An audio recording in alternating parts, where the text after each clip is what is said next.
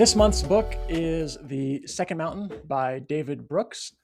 What's the first mountain, you ask? Well, the first mountain is what most of us spend a good chunk of our lives climbing.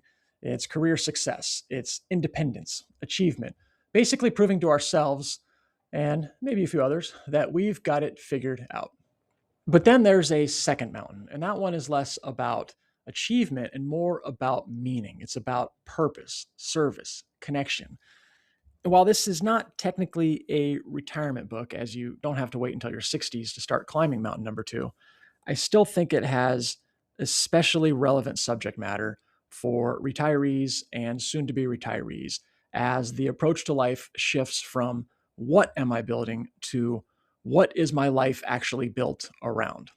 Brooks writes about how a meaningful life comes down to a few deep commitments: commitment to a spouse, commitment to a cause, commitment to a community.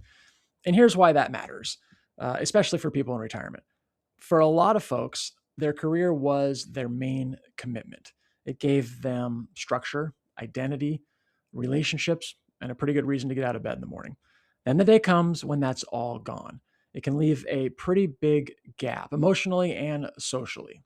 So the real pressing question becomes, what are you committed to now? Because when your career ends, your need for commitment doesn't. A lot of the happy retirees I know are plugged into something. It's a group, a cause, a community. They belong somewhere. And that belonging gives their life weight and meaning. Now, for some people, this comes naturally. And for others, it requires a little bit of effort. Personally, I sometimes still find myself wanting to self isolate instead of committing to doing something as part of a group. But I'm always happier after being part of a group effort. I come away thinking, why don't I do that more often? You'd think that I would have learned my lesson by now. Recommendation time. This is actually the second book on this year's reading list that I would not have finished had it not been on this year's reading list for this video series.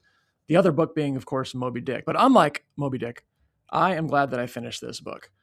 I should warn you that the author has a knack for using 100 words when 10 might have done the trick, but there were enough moments of real clarity where I had to stop and reflect about what's truly important in life, which ultimately made this book a worthwhile read. And for that reason, I do recommend it for people in or nearing retirement and who have the patience to wade through some of the author's ramblings.